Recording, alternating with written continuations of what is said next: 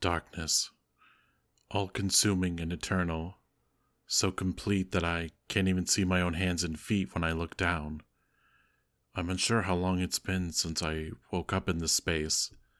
It's disturbing how quickly our perception of time leaves us when we can't see the sun, moon, or stars. I checked my phone, but that was one of the first things I tried to do. It's gone. I can hardly remember what led to this. I went to the bar with some friends, had a few drinks. I remember waiting outside for my ride home. I hadn't been that drunk. So how did this happen? Did someone drug me? Did someone do this to me? I keep walking through the endless darkness. What choice do I have? I hope that I can find a way out, even if I can't find a door immediately. If I could find the wall, getting to an exit becomes as simple as following it around. What if there is no door? The thought comes unbidden to my mind that maybe this expanse is truly infinite, that I'm just stuck here forever with no escape. I try to push it away, but it won't leave. It stays in the back of my mind, taunting me. I feel my anxiety spike. I was already afraid. Now I'm feeling desperate. I break into a run. I can't see where I'm going. The darkness is so deep and impenetrable that it feels thick, heavy. It feels like it's physically weighing down on me, closing in around me in a stranglehold. I have no destination in sight, but I keep running anyway. If I run straight into a concrete wall, that will only be a relief. But I don't run into a concrete wall. I trip over something instead and land face first on the hard floor of what I think is some sort of compressed dirt. The shock of the fall snaps me out of my stupor. I find myself instinctively taking in deep breaths as I force myself to calm down. Panicking won't get me anywhere. The ground feels like dirt, but it's dirt that is packed in so tightly hardly any of it comes free when I scrape at it with my hands. That implies it isn't natural, suggesting that this place is man-made after all. If that's the case, it will have an edge.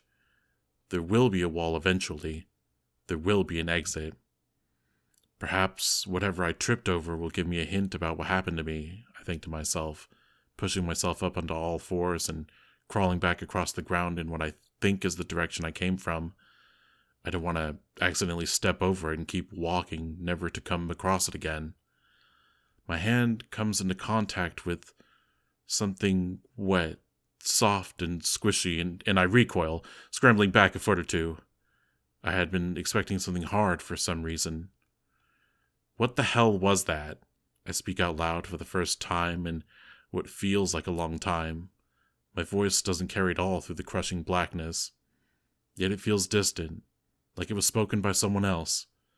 I can't parse that, so I return my focus back to the mystery that I perhaps can solve.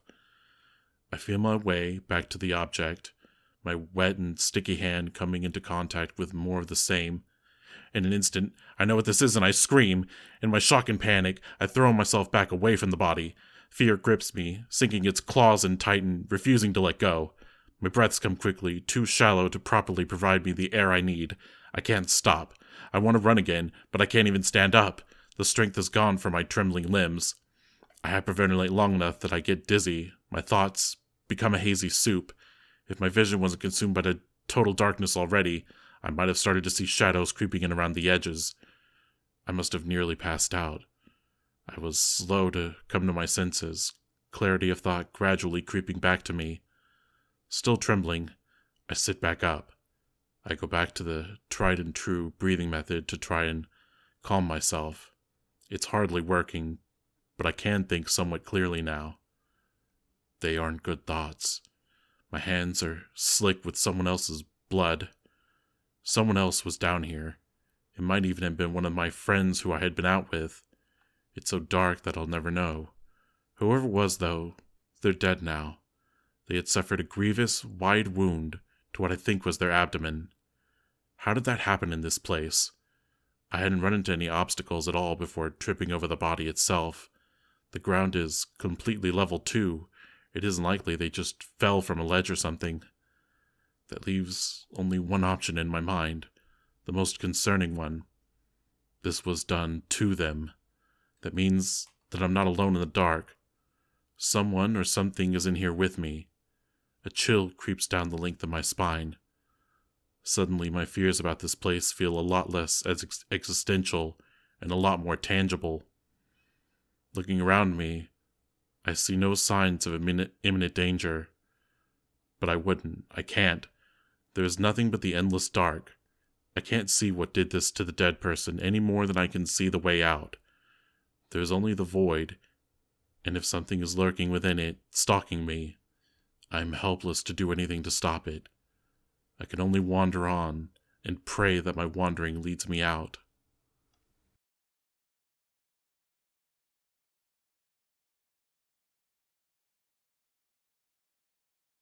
Hello and welcome to Stories Across Borders. Here we discuss stories told across a variety of different mediums. The only rule, as always, is that we can only discuss these stories in terms of the writing. Acting, animation, art, anything like that is off limits unless it relates directly to how the story is told. My name is Daniel Radford, author, Nightmare Fuel, and also your host, and I am once more joined by Blake Pingleton, who is the voice behind the reading of my short story Heavy Void, which you just heard. Yes, that was me that read that story. Flawless intro, as always. I had it ready, and then I just lost it. I mean, hopes have been set high after that first episode we did together where you immediately launched into a plug. Yeah. Anyway. At least they know what to expect. They know what to expect. But yes. Today... Oh, sorry. I didn't mean to cut Nope. No, you're good. Today we'll discuss that story and why I wrote it the way I did and why I made whatever choices I made for it, and probably relate that back to a lot of the other things we've discussed since I wrote it recently, as I always do, with those things in mind. So, was there any starting point you wanted to start with, or? The only thing I wanted to say is that I really like the story. I really like the vibe that it gave, and just the end of it. It was a very good cliffhanger. I enjoyed reading it. Thank you. I don't pay my guests to say the nice things they do about my stories. Just gonna chuck that out there for no particular reason. Does it make it sound more like suspicious now that I've said that? Yes, but no, he's not paying me. I do genuinely enjoy his writing. I am genuinely pleased to hear it. Especially because, you are also a writer yourself who pretty much specializes in horror as far as I am aware. I've written horror for... I've written for horror for a lot of my life, actually. I just haven't really have it really published. I had one published, and that was just because of college basically having me send it to a online magazine, and they liked it so much they wanted to put it in one of their first physical publications. I mean, that was pretty promising. That's a pretty good endorsement. Yeah. So, I guess I'll lead off then by just sort of say, when I was writing this, the thing that was my primary motivation between writing the story I did was that I wanted to tap into a lot of very sort of primally ingrained fears. I wanted to, the things like the dark, isolation, the unknown, those things that are just built into varying degrees into the human psyche. And I wanted to evoke those in a sort of abstract way. That I wasn't necessarily relying on the supernatural, but maybe I was, who knows. Again, aiming for that, that mix of the familiar and the unfamiliar, the certain and the uncertain, that I personally think is what makes good horror. I did catch that in the way you were writing that as I was reading it to myself and practicing it and doing the narration. I did notice that you left it, what's the word I'm looking for? Intentionally. There we go. You left it intentionally, I'm forgetting words. I'm a writer. Words are my kryptonite. You left it intentionally vague as to whether it was supernatural or not, and that's part of why I liked it. Yeah, I mean, that was something that I was very aware of because I think if you remember, I don't remember which episode it was we talked about this, or if it was just across the whole cycle, but we talked a lot about how things in horror become less effective the more that you see them. So I very much had in mind that I wanted the threat to be nebulous and largely unknown. Our nameless protagonist in this story, they don't know if they were drugged by, actual people. They don't know if they were kidnapped. They don't know if this is supernatural or if this is just a large structure, if they're underground or what. All they know is that they have woken up. Their memory is very fuzzy. Not amnesia, just fuzzy. Present. It only vanishes to a certain point, which is presumably when they lost consciousness. And then they're there in just this vast, dark place with on hard sort of compacted dirt ground, and that is pretty much it as far as sensory input. Yeah, yeah.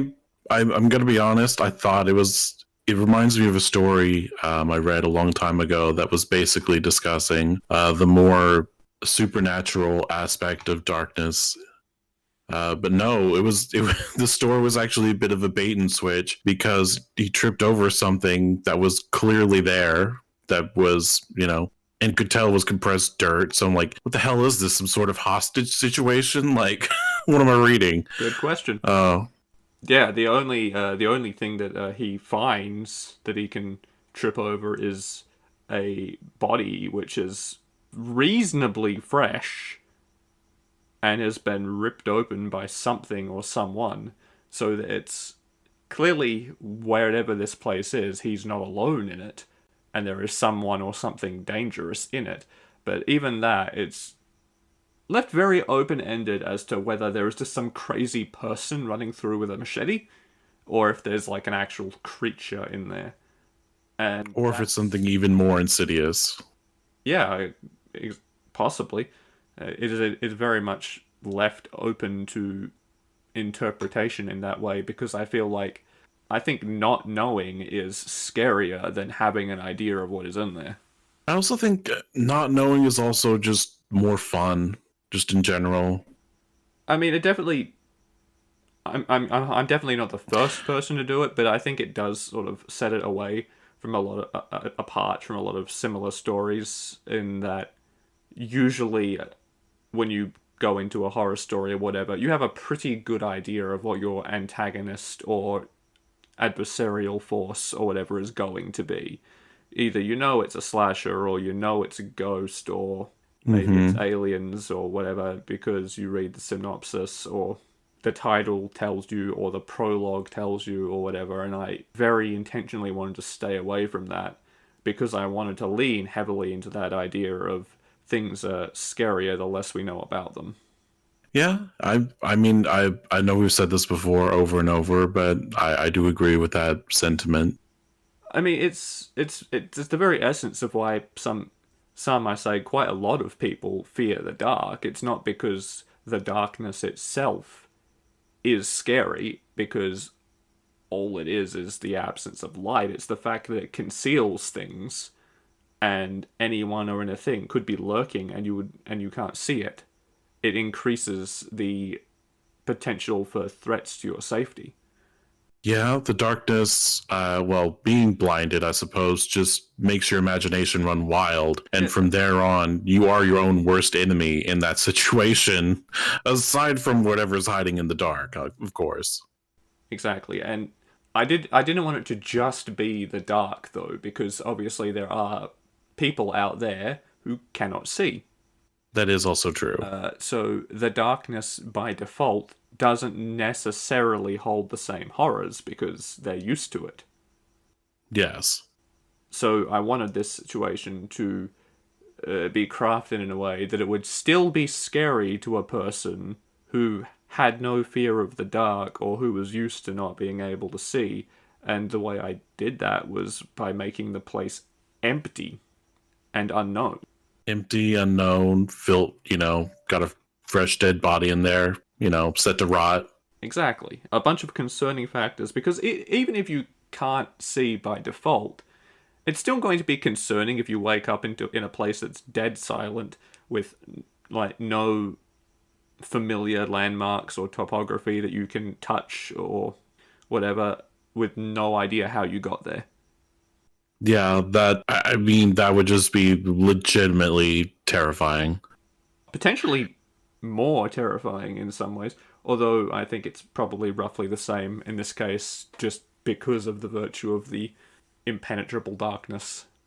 The impenetrable darkness and just how far this expanse goes, whether it's supposedly endless or if it's just a gigantic underground warehouse. And yeah, I mean, no one knows. No, I don't tell the readers, and the protagonist never finds out. They're not stupid. They go looking for a wall because logically, if this place is some sort of man-made structure or even a cave, if they can find the wall and follow that around, they're eventually going to find an exit, you would think. I'm gonna be honest, that was a breath of fresh air because in horror stories, I swear to God, I think that every single time. Just check if there's a wall. But no, that was actually like quick, like smart thinking. Or, don't split up, or yeah, I think a lot of characters, I think now that, not so much necessarily now that people are becoming more aware of the tropes and things like that, people are, making sure they at least contrive circumstances that force people to do things. But I do think of all genres, horror especially tends to suddenly curse otherwise rational people with stupidity because it makes it easier to further the plot. That is also fair. I'll give you that. And that is something I definitely never want to do. I don't want a character to feel or appear unintelligent or not rational or any of those similar similar words, unless the character is normally like that. And whilst you don't know a lot about this person, I think it is pretty clear that they aren't. They're at least they are at least of average intelligence. They've got a good head on their shoulders. Yeah, they're rational. They are aware of panic responses at the very least. They make a point of using problem solving as much as they can to try and figure their situation out. I say good head on their shoulders, but that's, to be seen. Maybe there's a sequel. Maybe. I feel like if I made it, like, I have ideas of what is going on with that place, for sure. Obviously, I'm not going to say that because I don't want to lessen what they are, but I don't want to lessen the effect of the story. I could theoretically do a sequel, whether that was just a different person thrown in there, or if I explored the origins of what this place actually is. But I don't know if I want to, because I think anything that reveals more about the place is going to retroactively lessen the horror of the original story. Yeah. I mean, I'm also the mindset that if done well enough, with more time, if this information is slowly released, I feel like it's a good payoff as well. But I also do understand if you want to keep it that way because some people because storytellers for ages have left their stories up to interpretation, and that's just the style of the story that they want to tell. So that's extremely valid. It's funny, right? Because it's not normally my style to do things like that because I get irked by a lot. Not every time, but I'm not a huge fan of open endings. I like my stories to have an actual conclusion.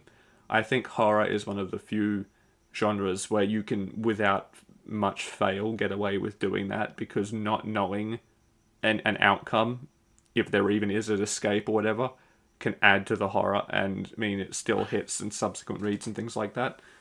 Because if you read a horror story or watch a horror movie once and then come back to it later knowing the ending, I mean, it's still going to be a good watch, right? But it does take away from the horror a little bit. Yeah, horror is one of those genres where open-ended endings kind of work in its favor, honestly speaking. Yeah, that's not to say that horror stories shouldn't have endings, because they're still great. You can still have a great horror story even if it does have a happy ending or a solid conclusion. Some of my favorites, most of my favorites, are like that. It is just something to keep in the back of your mind if you are writing horror, that uncertainty and the unknown are what breeds horror and fear and tension in these stories. Things aren't scary when you understand them.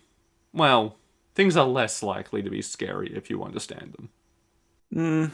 I feel like that's subjective, really, because sometimes ignorance is bliss. Although that is dependent on the situation and also on the person. Because again, horror affects people differently.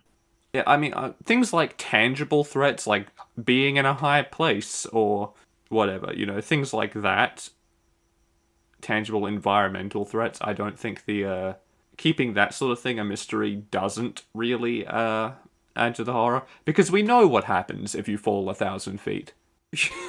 You get hurt and or die. I don't know how much 1,000 feet is. I'm Australian.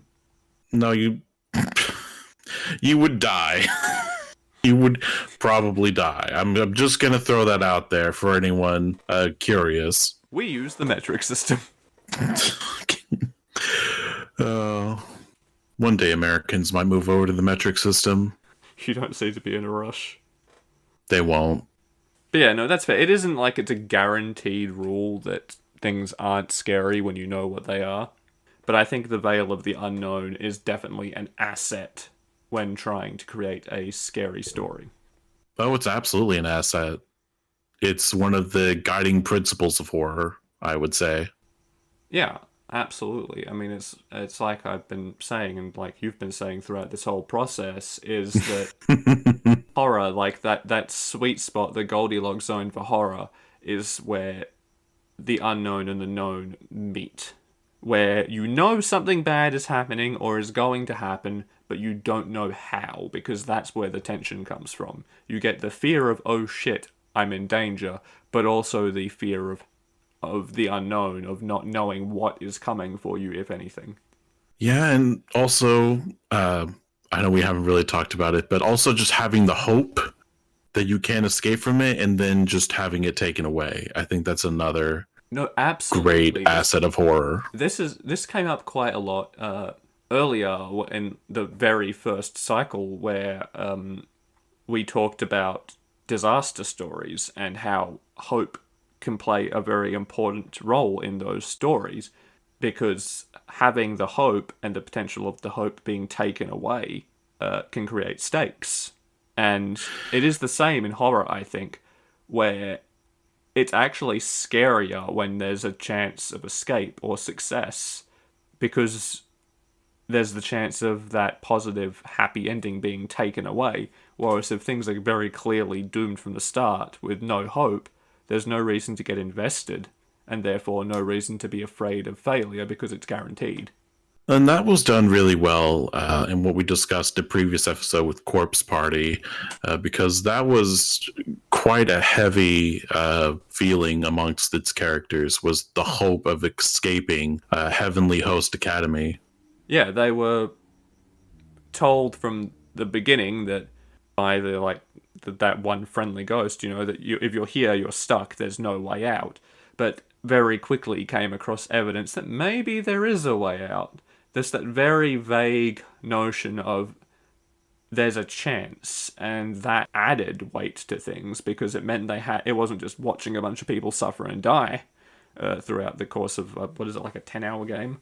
Yeah, that's a good amount of time. Yeah, it wasn't just 10 hours of torture porn. It was there was real raw human emotion. There was real raw human emotion, and because there was stakes, the threat of not succeeding was something that was present, hanging a bit over their heads.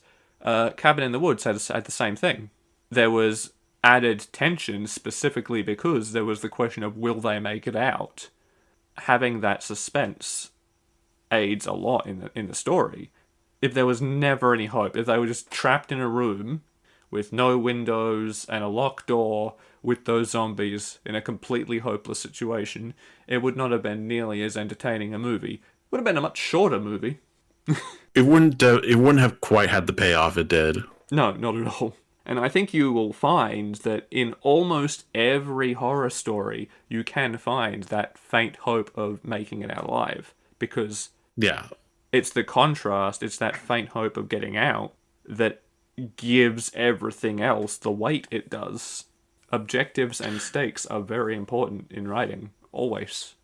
And that's why I would go on to say that little string of hope, that's another guiding principle, because you can't throw a manically depressed person into the situation, because honestly, they would probably give up more immediately than any horror movie protagonist.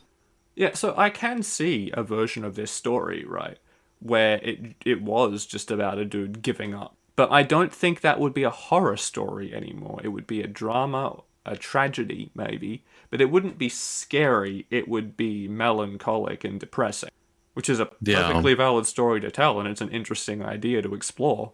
But this is not the theme we're going for this week. It's not the theme. Depression's a later thing. But yeah, that's the. Oh God, my chair is the worst. I need a new chair. The creaking is killing me. Is the creaking chair or is the creaking shambling zombie? It's the chair. It's the chair, yeah. Those some fucked up bones if ever I've heard them. Ah, mine. Yeah, So yeah, made it work. I think you definitely hit the nail on the head by bringing back that topic of why hope in a story is so important. And it is counterintuitive, I think, to writing a horror story to think about needing to give that sense of maybe they can get out, because just to go hard on the misery and the gloom and the death. But it is the possibility of success that makes failure scary.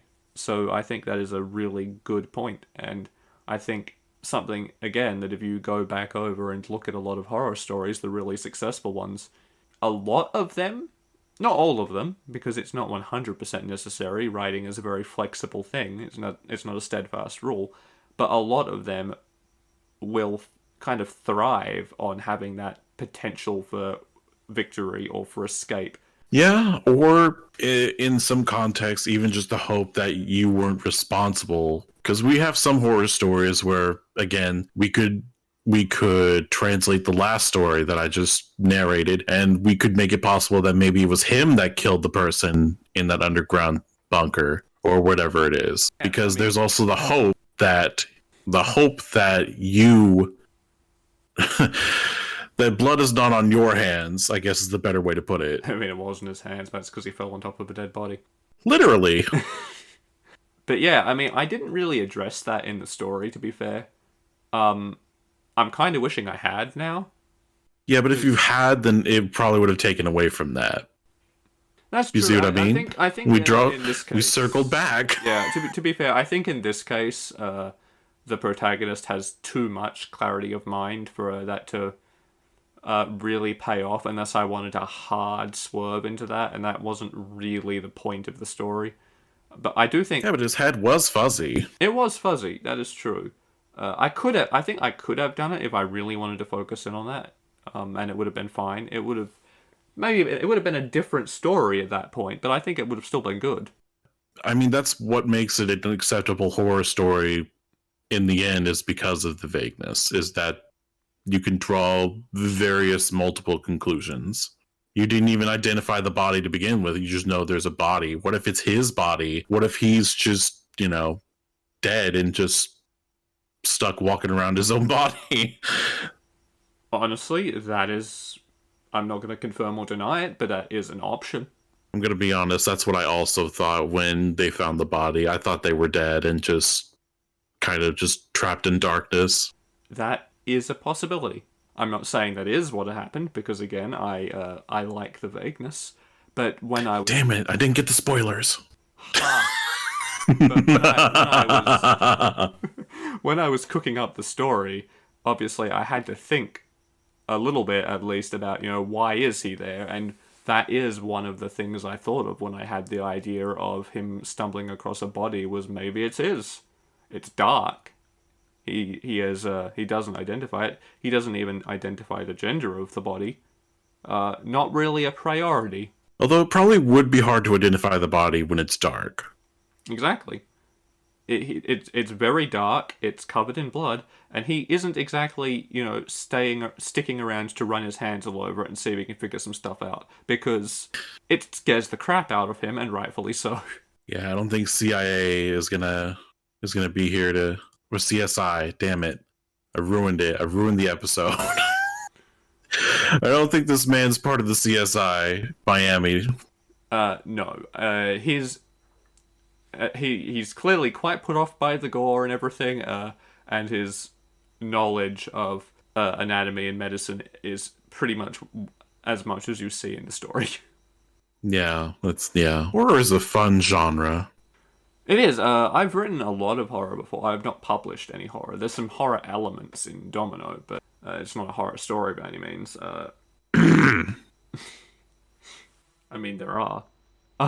No, I was clearing my throat because I didn't want to say anything. But it was nice to kind of get back to my roots a little bit and just write pure horror, because it has been quite a while since I've really done that. Especially this kind of horror.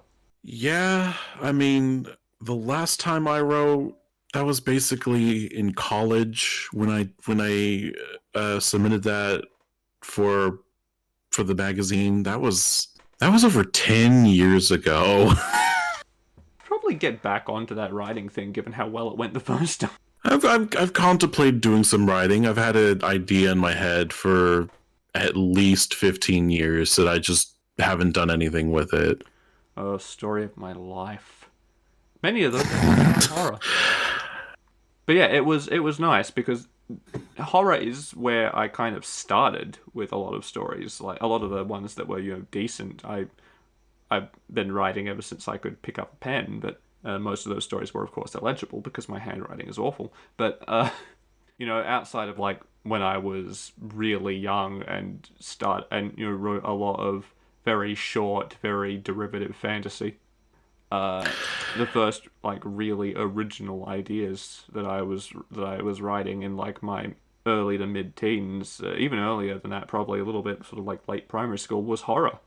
It was good to get back to it, because I do think it shows in a lot of my other writing that that's where I started.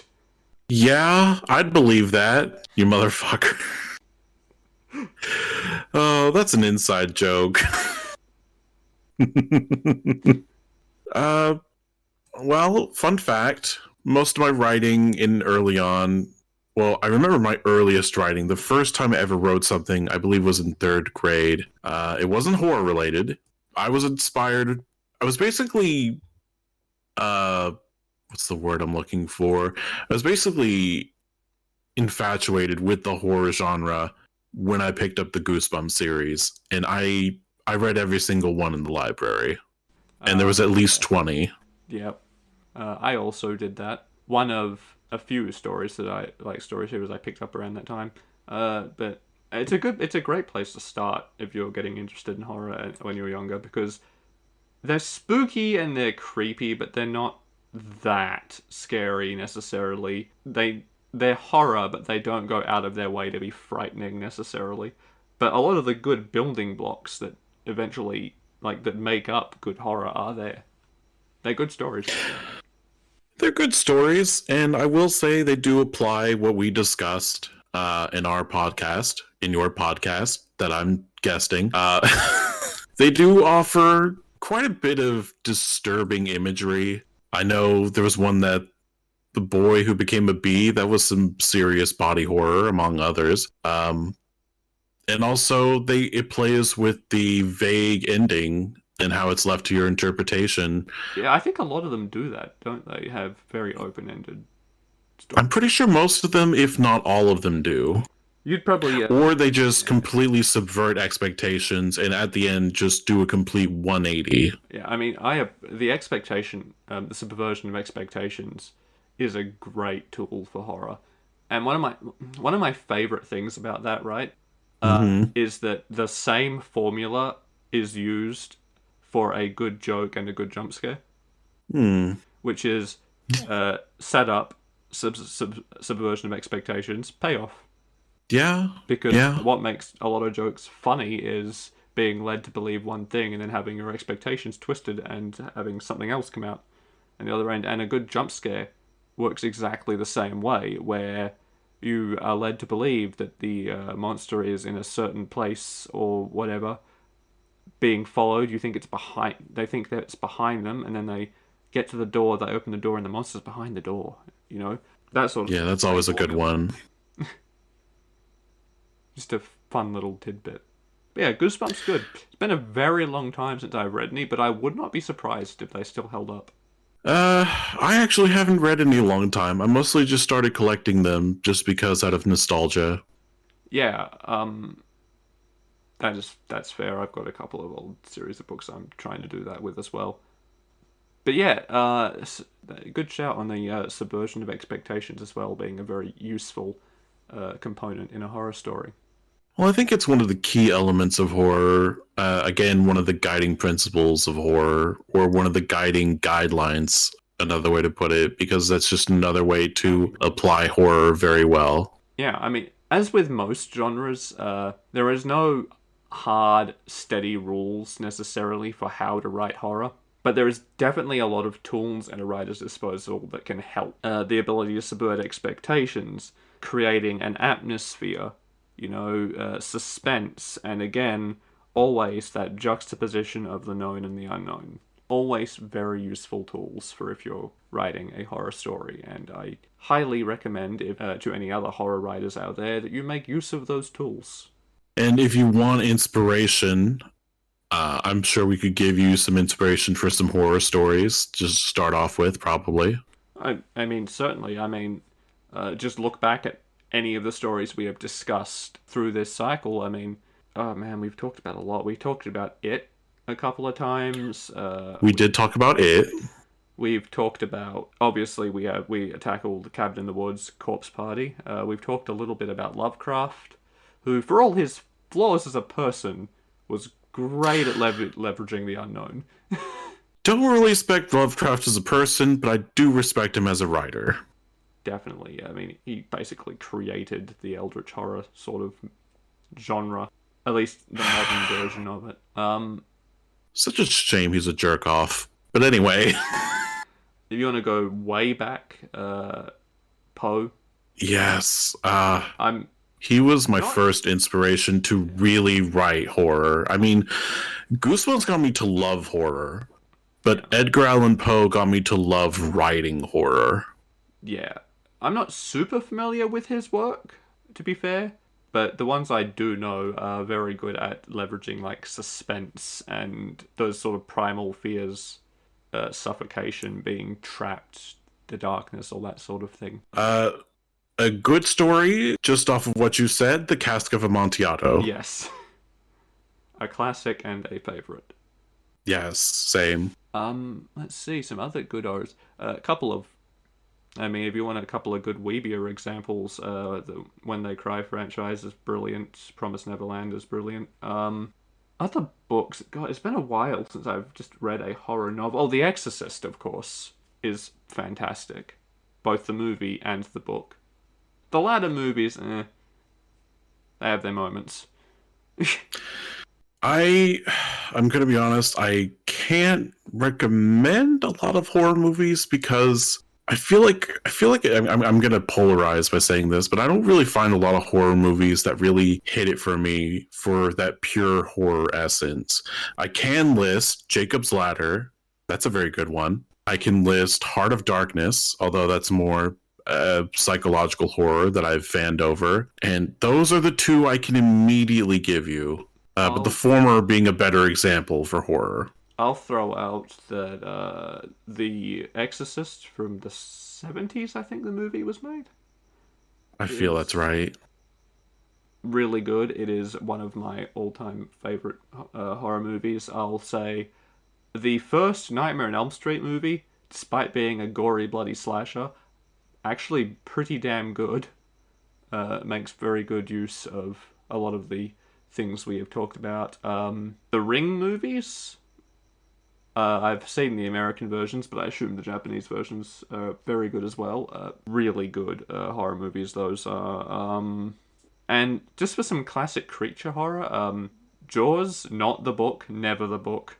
Uh, and also Jurassic Park, which is my favorite movie of all time, just ever. As a 90s child, I have to agree. I absolutely adore the first Jurassic Park. The later installments, they kind of wean off for me. Yeah, I mean it's that thing where we talked about that horror franchises typically become less horror, more action the longer they go on, Yeah, which is just another example of the whole exposure makes scary less scary a lot of the time. Um, absolutely. Honestly, a lot of Michael Crichton's books, he's the guy who originally wrote Jurassic Park. A lot of his stories are really good for horror value, even if they aren't inherently defined as horror. They frequently have really good horror elements. Interesting. I actually haven't read a lot of his readings. I'm gonna be honest. I didn't even know he was a writer. I just only knew Jurassic Park. No, he's written a lot. He has some questionable views about science and politics, but I see. We have another H.P. Lovecraft among us. not quite that bad. But To the same, not the same degree, but just another example of where we, but enjoy the art. genuinely do recommend his books. Some other good horror examples. Chuck a couple more games on there, I guess. I can absolutely chuck a few games because horror games are what I didn't consume the most. One of which being incredible existential horror, and that is Soma. That's Soma. Other horror games I can give you that aren't quite as high. Corpse Party, of course, because I have picked it up after our last discussion about the game, and I have enjoyed it immensely. So yes, I would recommend that. As far as other horror games, try to think of one while you give another example. Detention's good if you want something that's sort of like a mystery slash slasher. I have that on my wish list. I have that on my to play list. Or yeah, there's a few others, but I'm drawing blanks. I think we've given plenty of recommendations though at this point. Yeah, just to start with, yeah, and I was able to praise Soma. I can't go too far into it because that's going to be a huge discussion of itself, but it's incredible. All right, and that note then, I think we can call this one. Where can people find you, and what can they find you doing? You could find me at twitter.com at realmerkmeyer. You can probably find me tweeting, although I'm going to be honest, I haven't logged in over a month.